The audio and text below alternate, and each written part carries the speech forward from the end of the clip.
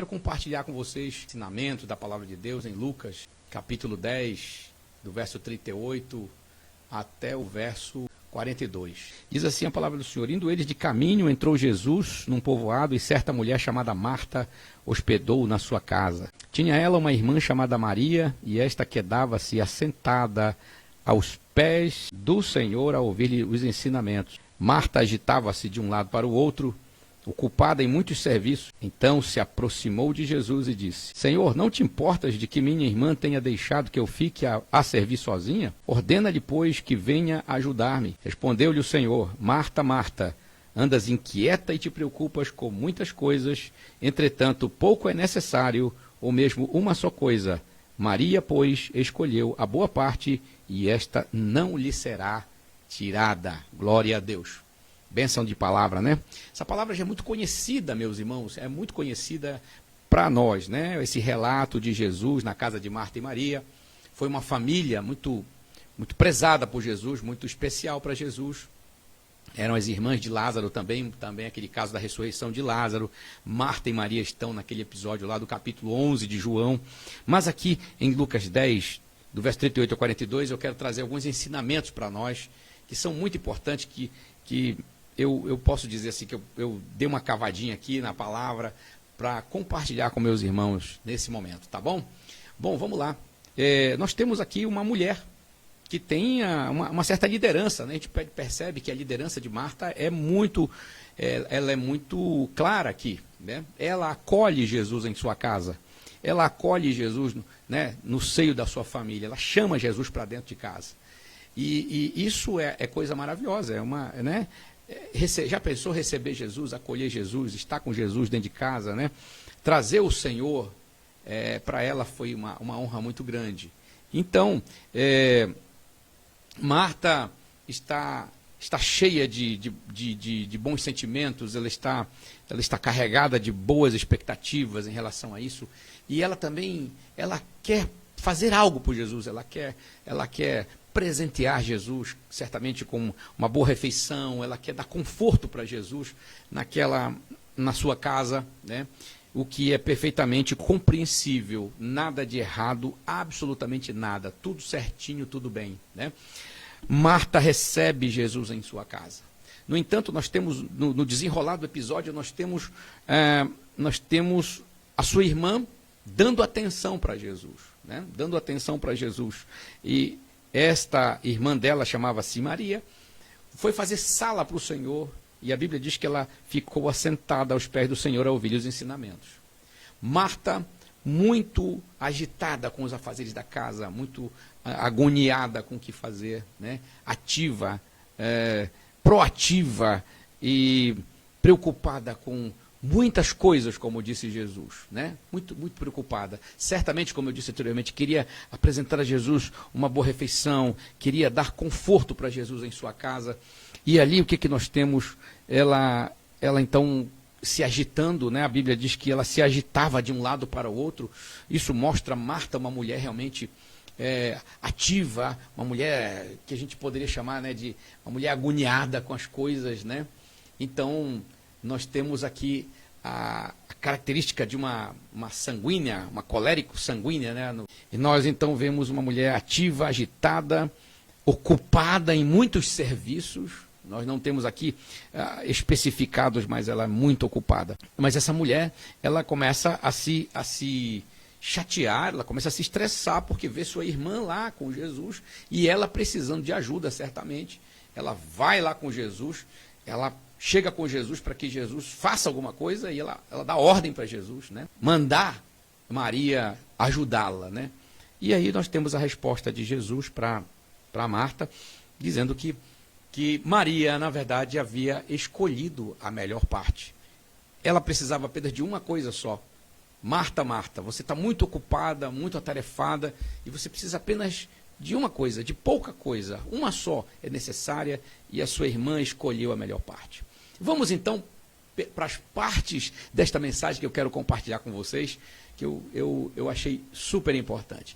A primeira parte dessa mensagem, o primeiro ensinamento que eu quero deixar para você aqui é a seguinte: nem sempre as nossas boas intenções elas estão de acordo com os propósitos de Deus. E por que eu estou falando isso nesse texto? Porque o centro desse texto aí, nesse caso, do que eu estou falando é Marta. Marta está cheia de boas intenções. Ela não está errada no que ela está fazendo. Ela fez algo muito nobre, receber Jesus em sua casa. Marta está cheia de bons sentimentos, de boas expectativas. Marta está cheia de excelentes intenções. Recebeu Jesus em casa e certamente estava trabalhando e fazendo algo em prol do conforto de Jesus, do bem-estar de Jesus.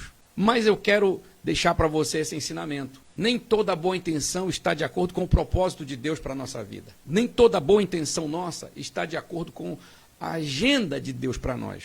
O que era mais importante para Jesus naquele momento não era a comida, não era o conforto da casa, era a receptividade, era a interatividade, era a atenção que ele queria receber naquele momento. Porque Jesus queria, na verdade, ele queria dar uma outra refeição.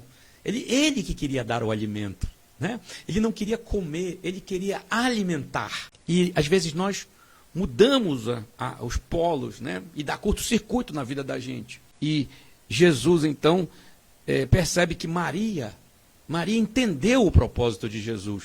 E ele se agradou daquilo e estava ensinando Maria, né? Nós vamos para a Bíblia, porque às vezes você pode pensar, peraí, boa intenção não está de acordo com a vontade de Deus? Nem sempre, nem sempre. No capítulo 16 de Atos dos Apóstolos, nós vemos os discípulos sendo impedidos por 2 vezes de pregar o Evangelho em determinados lugares. Na Ásia, na Bitínia, eles foram primeiramente para a Ásia, o Espírito Santo não deixou eles irem.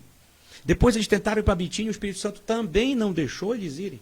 Ou seja, a intenção era nobre, a intenção era espiritual, a intenção era a melhor de todas, pregar o Evangelho, missionários.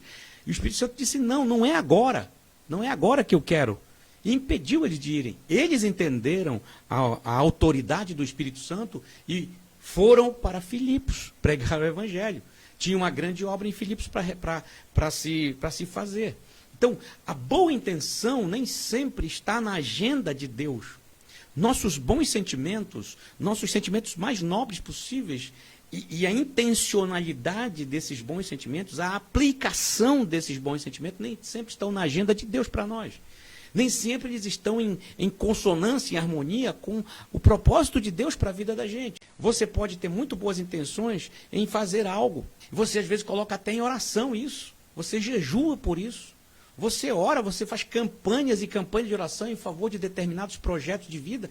São excelentes, são honestos, são corretos, são de boa índole. Mas nem sempre eles estão de acordo com o propósito de Deus para você.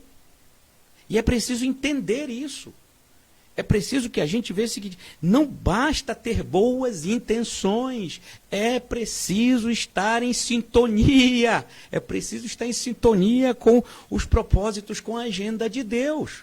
Marta estava cheia de boas intenções. Primeiro, em receber Jesus, ela fez algo maravilhoso.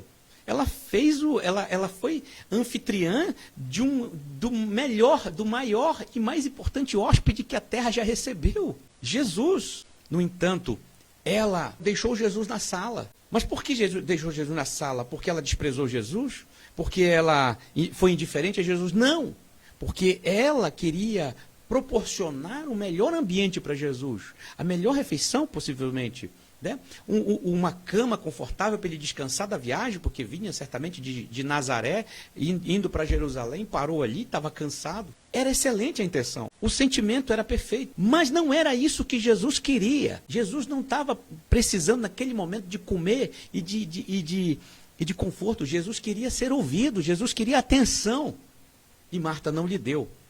Por quê? Porque as boas intenções de Marta, porque os bons sentimentos de Marta atrapalharam esse encontro dela com Jesus. É isso que acontece também com a gente, meus amados irmãos.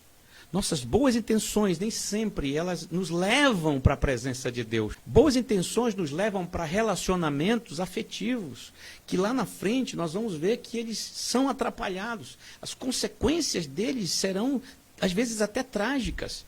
Mas iniciaram com bons sentimentos, iniciaram com boas intenções. Quantas pessoas casaram com boas intenções? Quantas pessoas amaram, gostaram, se entregaram, por exemplo, a alguém Mas não estava na agenda de Deus aquele encontro, não estava na agenda de Deus aquele relacionamento. Ou então não era para aquele momento. Mas as nossas boas intenções, elas tratoraram a agenda do Senhor. Elas tratoraram os propósitos de Deus. E aí, o que acontece? A gente vai estressar. A gente vai adoecer, a gente vai ter problemas, a gente vai ter dificuldade no trajeto. E depois a gente vai até culpar Deus, mas isso eu vou entrar logo daqui a pouco. Eu quero mostrar para você um outro exemplo de boa intenção, de boa índole, de bons sentimentos. Abraão. Deus falou para Abraão lá no capítulo 12 de Gênesis: sai da tua terra, sai do meio dos teus parentes, vai para uma terra que eu te mostrarei. O Senhor não queria que Abraão fosse com parente nenhum, a não ser com a sua família, a não ser com as suas coisas. Mas o que aconteceu? Ele levou Ló. Está lá o detalhe. Não é por acaso que está Ló. Ele levou o sobrinho. Não sabemos se foi o sobrinho que pediu para ir ou se foi Abraão que realmente, deliberadamente, desobedeceu a ordem de Deus e levou Ló. Mas por bons sentimentos. Era sobrinho. Talvez fosse um sobrinho filho. Talvez fosse aquele sobrinho que Abraão tinha como um filho. O sentimento era bom, era nobre. Mas não era o propósito de Deus que Abraão levasse Ló com ele. Prova disso é que foi confusão o tempo todo. Principalmente para Ló. Vejam, por exemplo, que a história de Ló termina de forma melancólica. Por quê? Por causa de um bom sentimento. Por causa de uma boa intenção. Por causa do titio bonzinho, que não prestou atenção para a ordem de Deus. E por causa de um sobrinho que também não prestou atenção. Começa a confusão com a briga dos trabalhadores de Ló com os trabalhadores de Abraão. Os dois vão ter que se apartar, ou seja, saíram para nada. Saíram juntos para se apartar lá na frente. Depois Ló foi sequestrado. Abraão teve que ter desgaste, que entrar em guerra para poder salvar o seu sobrinho. Aí depois você vai ver Ló lá em Sodoma e Gomorra, Ló tendo que sair às pressas da cidade. A mulher ficou para trás, ficaram seus bens, ficaram suas propriedades, ficou tudo para trás. Ele chegou lá na cidade, lá no povoado, né? Na região, melhor dizendo, para morar em caverna, com 2 filhas. E aí tem o resto da história. Como é que termina a história de Ló, gente? Como é que termina a história de Ló? Melancólica, trágica, sem nada na vida. Ou seja, tudo por causa de um bom sentimento. Tudo por causa de afinidade. Não, mas é meu sobrinho, é meu tio. Mas Deus falou, sai dos teus parentes. Eu não quero parente contigo, Abraão. Eu não quero pai, não quero mãe. Eu não quero parente. Ele leva Ló. Então, amados, nem sempre nossas boas intenções, nossos bons sentimentos estão em acordo com os propósitos de Deus. E aí a gente vai colher os frutos da desobediência. Mas era uma boa intenção? Sim. Deus não vai discutir contigo. Deus não vai dizer para ti que não era uma boa intenção. Deus não vai dizer para ti que você não gostava da pessoa. Deus não vai dizer para você que estava errado o negócio que você fez. Não, estava certo o negócio. Era honesto, era de boa intenção. Mas o Senhor não queria. Não era para ti. Não era para aquele momento. Não era contigo aquele negócio. Então você vai ver lá na frente que não vai dar certo. Marta recebeu Jesus, acolheu, colocou ele lá e começou a se agitar para fazer o melhor para Jesus. No final, o que aconteceu? Aborrecimento. Aborrecimento. Ela se estressou. Aí ela se angustiou, se aborreceu e deu no que deu ali. Foi para cima de Jesus. Ficou chateada com a sua irmã. Ficou, como diz assim, assoberbada, como diz os meus irmãos lá do Nordeste. Ficou assoberbada com Jesus. Por quê? Porque sua irmã estava lá. Não é que Maria fosse preguiçosa, mas é que Maria percebeu que era a oportunidade da sua vida, Jesus, na sua casa. E, poxa, eu vou aproveitar. É isso, meus irmãos. A gente tem que aproveitar a oportunidade com Jesus. As outras oportunidades virão porque o Senhor vai providenciar que as outras coisas aconteçam. Não é isso que está escrito lá em Mateus 6, que o próprio Jesus diz? Buscai primeiramente o reino de Deus e a sua justiça, e todas as demais coisas vos serão acrescentadas. É esse o caminho a tomar. E aí, a gente já vai para o segundo item dessa mensagem. Não basta receber Jesus. Não basta receber Jesus na vida da gente. Não basta frequentar uma igreja. Não basta fazer parte de um grupo de louvor. Não basta ser o pregador da escala. Não basta ser só pastor. Não basta você ter uma Bíblia na mão, uma identidade. você precisa dar atenção devida para Jesus. É isso que está na palavra. Buscai primeiro o reino de Deus e a sua justiça, e todas as demais coisas vos serão acrescentadas. Então nós temos na Bíblia isso. Ou seja, não basta você ter uma carteirinha de membro de uma igreja. Não basta você dizer, não, já me batizei, sou nova criatura em Jesus, eu estou na igreja, eu estou aí no processo, eu estou na visão, eu estou no mistério, sei lá como você queira dizer, eu estou na fiação. Não basta. Você precisa estar aos pés de Jesus. E estar aos pés de Jesus é você estar em harmonia com a palavra de Deus, é gostar de estar na palavra, é gostar de meditar nela, é gostar de ler a palavra, é dar tempo para ler a palavra, tempo para meditar, tempo para escrever ela, e principalmente tempo para absorver os ensinamentos da palavra, processar esses ensinamentos e transformá-los em atitudes. Mas para isso é preciso ter tempo. O Senhor nem... Olha, deixa eu dizer uma coisa muito séria para você. O Senhor não quer o teu ativismo em primeiro lugar. O Senhor não quer o teu ativismo em primeiro lugar. Repito, o Senhor quer que você dê tempo a Ele, que você preste atenção para Ele. Você tá igual Marta, às vezes.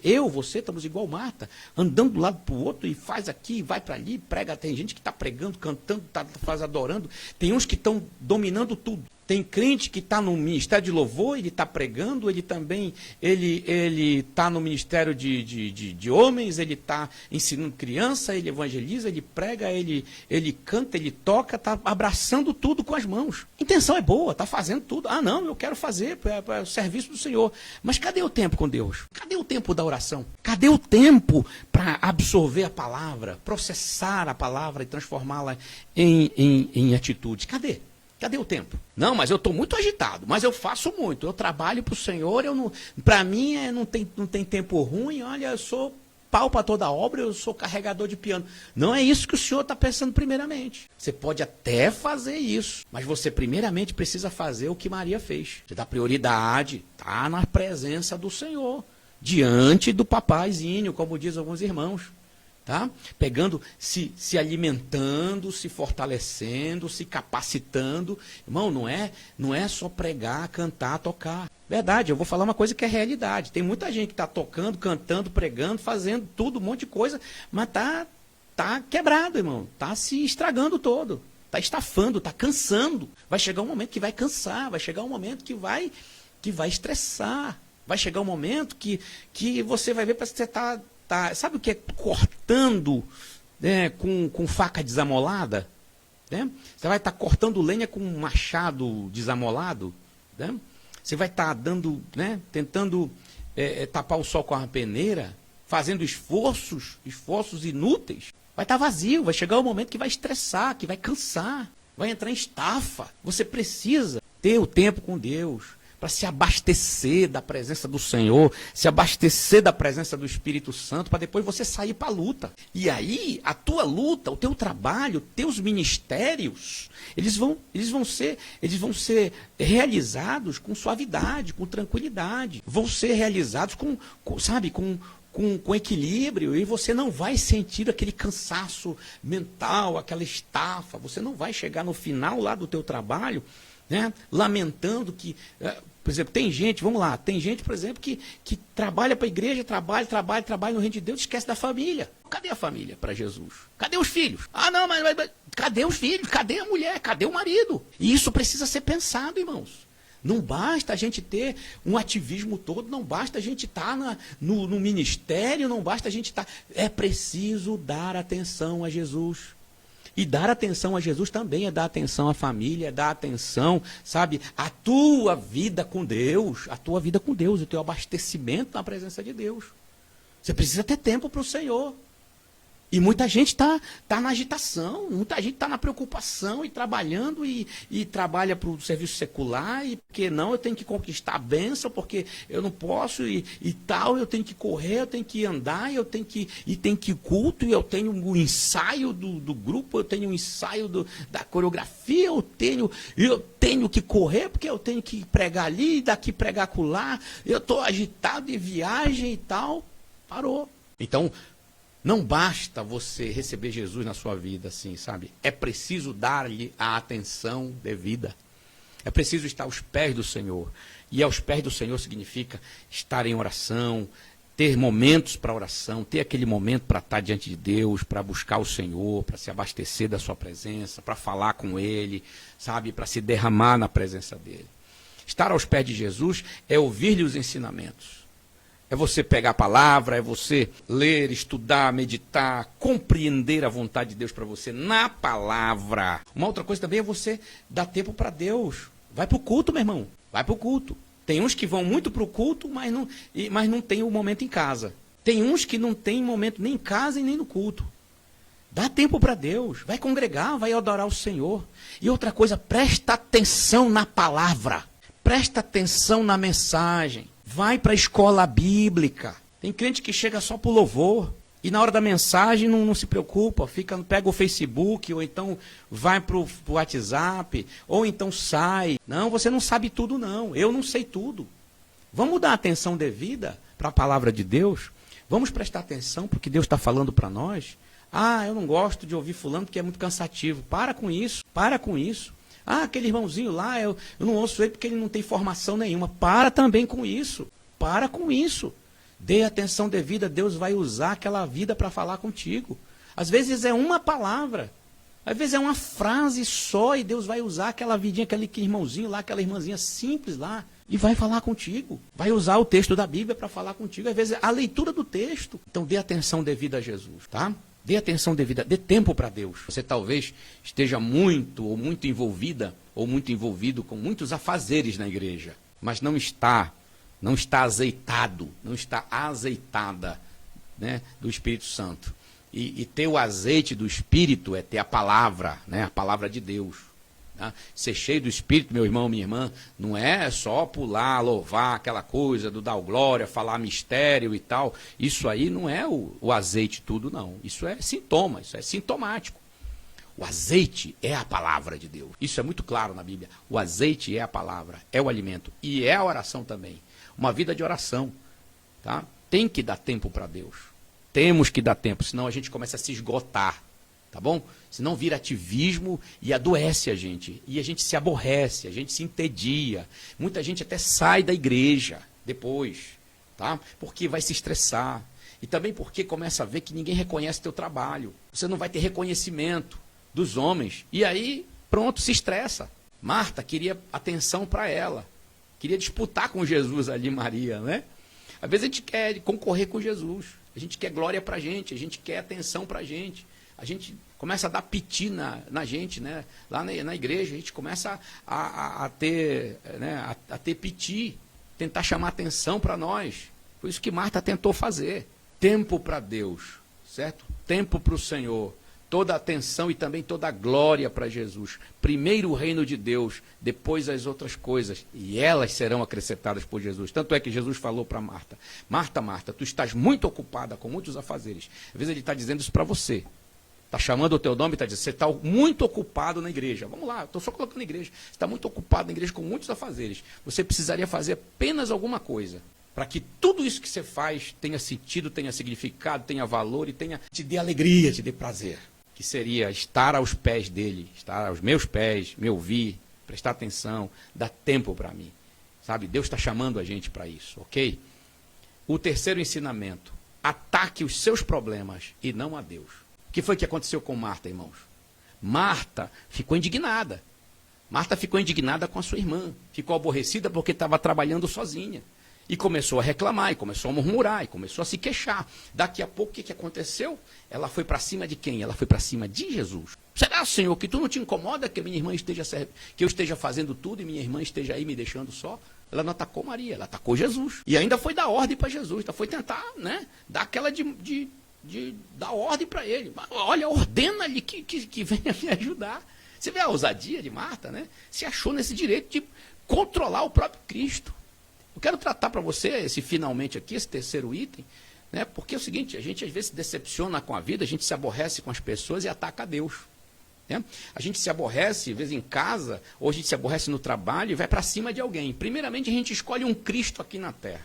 A gente está chateado com a vida, a gente está frustrado com alguma coisa, decepcionado com algo, a gente sofreu aí uma perda, a gente teve uma desilusão na vida, a gente escolhe sempre alguém para atacar, para jogar culpa, para jogar responsabilidade. Fulano é culpado, papai é culpado, mamãe é culpada de eu ser assim. Ah, minha família é culpada porque não fez isso ou porque fez aquilo.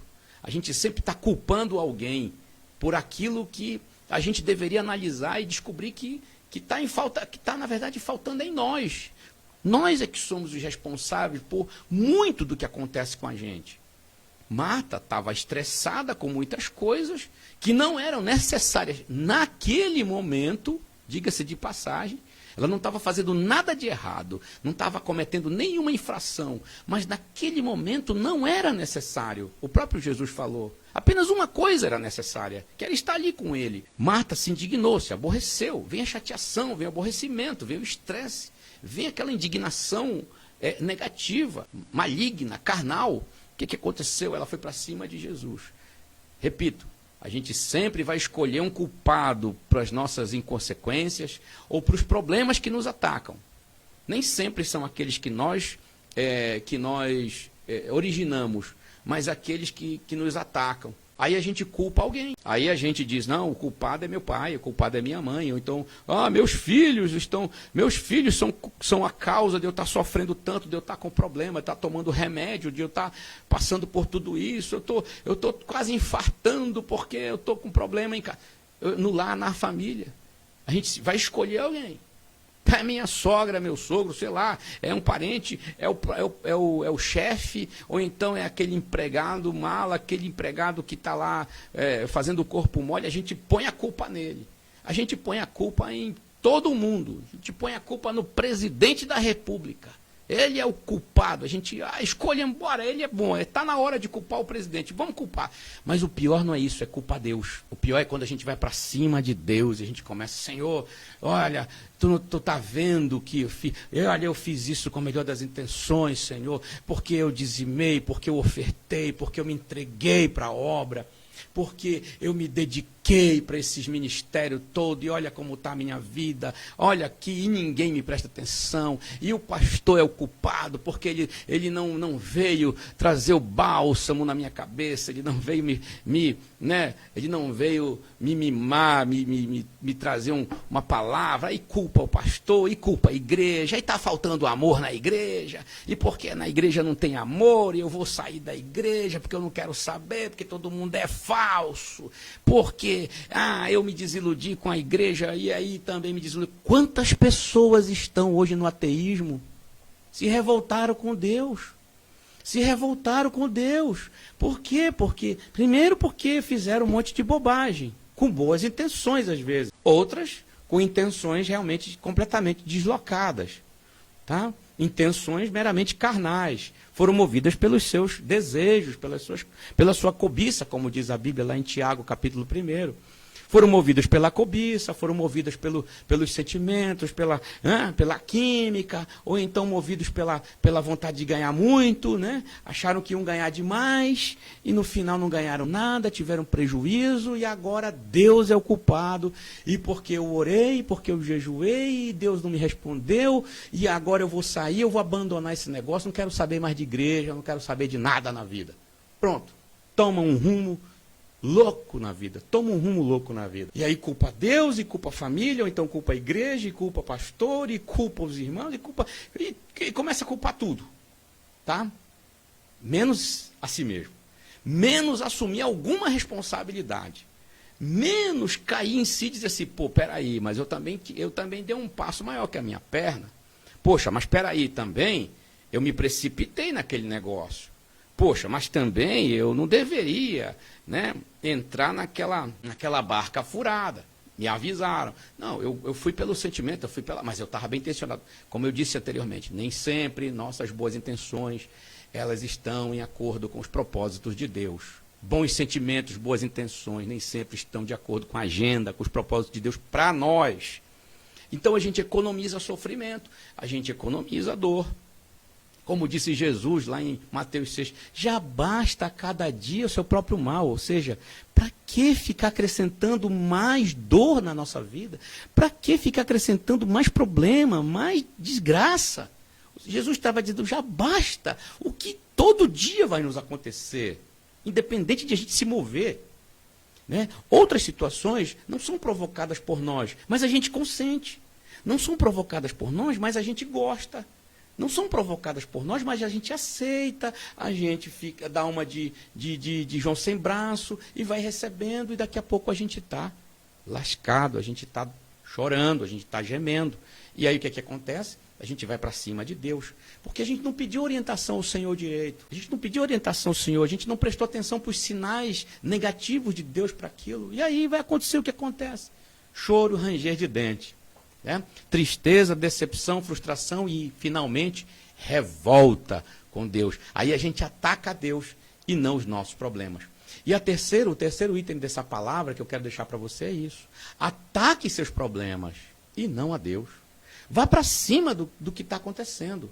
Ataque o problema. Ataque a causa do problema, que pode ser você. Entre na presença de Deus, se arrependa, confesse. Fale com Deus, diga: Senhor, eu pequei, eu errei, eu reconheço, eu tinha boas intenções, mas eu não te consultei, eu não ouvi a tua voz. Minhas boas intenções me levaram para o abismo, então, Senhor, por amor, me socorre, me ajuda. Sim, o Senhor vai te dar o alívio, te dar o refrigério. As consequências, às vezes, dos nossos maus atos, eles ficam, as marcas ficam, às vezes, profundas. Mas o Senhor vai trabalhar, vai nos compensar de alguma maneira. Então, eu deixo para você essa palavra. Nem sempre nossas boas intenções estão de acordo com os propósitos de Deus.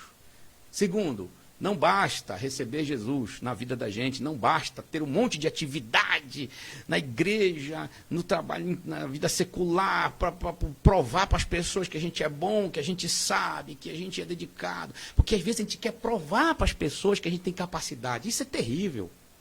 Você não precisa provar para as pessoas que você faz alguma coisa boa. Faça. Você está fazendo para a glória de Deus? Você não precisa estar provando para ninguém. Você não precisa provar para ninguém que você sabe fazer. Apenas faça e dê glória a Deus. E você vai ver que alegria você vai ter por aquilo que você está fazendo.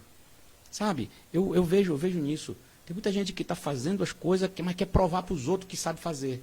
E aí quer tomar conta da situação, quer controlar a situação, e não vai dar certo. Você vai se aborrecer, porque sempre você vai ter uma barreira. Você não sabe tudo. Você não é dono, não é dona do pedaço. Jesus é o Senhor. Jesus é o que tem mérito em tudo, não você, não eu. Então não basta receber Jesus na vida, não basta fazer muita coisa no reino, não basta fazer um monte de coisa se você não tem tempo para Deus, se você não se humilha também diante de Deus, se você não tributa a Deus a gratidão, o reconhecimento por tudo que você faz. Você tem que ouvir Jesus, você tem que ouvir Deus, você tem que ouvir a palavra de Deus. Aí ataque os seus problemas e não a Deus. Não ataque Deus. Não ataque Deus pelo que está acontecendo com você. Não ataque Deus pelos seus aborrecimentos. Se você tiver que falar com Deus por causa dos seus aborrecimentos, não é atacando, não é questionando, não é indo para cima ou então acusando Deus de ser indiferente ou de estar te castigando, de estar te punindo. Não. Vá falar com Ele, se humilhe diante dEle, vá para os pés dEle. Não queira também dar ordem para Deus, não queira controlar Deus. Você não vai conseguir. É inútil isso aí. Você não vai conseguir controlar Deus. Você não vai conseguir controlar aquele que controla o universo, inclusive você. Você está em sintonia com isso aí. E eu quero falar também para você que às vezes quer controlar tudo. Né? Tem pessoa que quer controlar tudo em casa, mas não pede a orientação de Deus. Quer controlar a família, quer controlar tudo, quer controlar os filhos, a esposa ou o esposo, quer controlar tudo em volta, as coisas, os negócios, as aquisições, mas não está diante de Deus. Então esse controle vai se transformar numa grande estafa, vai se transformar numa bomba, sabe? Uma bomba atômica dentro de você. Uma hora vai explodir tudo isso. E você vai sofrer as consequências desse excesso de controle que você quer ter das coisas.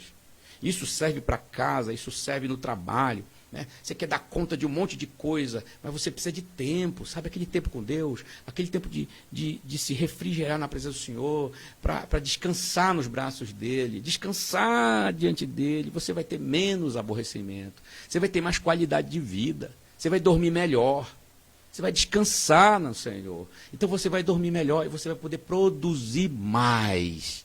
Tem gente que está trabalhando muito em todas as áreas, inclusive na igreja, e está produzindo muito pouco. Estou falando isso, é verdade. Eu vejo isso, eu acompanho isso há um tempão. E isso já aconteceu comigo também. E se eu não vigiar, vai acontecer comigo. A qualquer momento. Sabe? Ficar fazendo muita coisa, como diziam meus amigos, assoviando e querendo chupar cana ao mesmo tempo, não dá. Você vai entrar no estresse, você vai perder qualidade de vida e você vai perder a oportunidade de ser produtivo, ou de ser produtiva no reino de Deus. Então pare um pouco, mas pare diante de Deus. Não pare no nada, pare diante do Senhor. Outra coisa, eu repito aqui, não queira controlar as pessoas, não queira tentar ser dono ou dona da situação, como Marta, por exemplo. Marta queria controlar Jesus, queria controlar Maria. Marta queria que as coisas ficassem do jeito dela. Não é assim. A gente tem que ver que as coisas estão acontecendo e nós somos parte dessa engrenagem. E nós precisamos apenas nos encaixar na engrenagem, para que as coisas aconteçam e Deus se agrade disso, e Deus seja glorificado. Mas aí você quer controlar. E você acha que você está fazendo para Deus. Você acha que você está fazendo para Deus. E você está enganado. Porque o resultado disso é desconforto, é aborrecimento, é chateação. E no final, é decepção e frustração. É desaprovação de Deus. Jesus reprovou Marta, simplesmente. Na categoria, como diz o povo, Jesus reprovou Marta. Marta, Marta, tu estás preocupada com muitas coisas, ocupada com muitas coisas. E olha, pouca coisa precisa, uma só, na verdade, precisa. Maria escolheu a melhor parte. E ela ganhou a melhor parte e não vai ser tirada dela. Ou seja, você perde oportunidades de desfrutar mais de Deus, de alegria, de comunhão, se você tirar mais o pé do acelerador e ficar mais tempo com Deus e deixar Deus conduzir as coisas, conduzir tua vida, conduzir, sabe, teus projetos, te aconselhar, te orientar para que você possa fazer as coisas e sentir prazer no resultado daquilo que você faz. Fruto do teu trabalho. Seja na vida secular, seja na vida eclesiástica. Essa é a palavra que eu deixo para você. Se você seguir o conselho de Jesus, se você olhar bem para essas lições que nós fizemos agora, que nós extraímos agora da palavra, você vai ver que tua vida vai ficar um pouquinho mais leve. O fardo vai ser mais leve. O jugo vai ser mais suave. Por quê? Porque você vai estar junto com Jesus, você vai estar aos pés dele, você vai estar se abastecendo, você vai estar se capacitando na presença dele. Tá? Essa é a palavra que eu queria deixar para você. Muito obrigado pela atenção de todos, que Deus abençoe vocês e que vocês coloquem em prática esse ensinamento para que você sinta, para que você experimente a suavidade de ser produtivo e produtiva no reino de Deus. Um abraço para todos. Fiquem na paz do Senhor Jesus Cristo.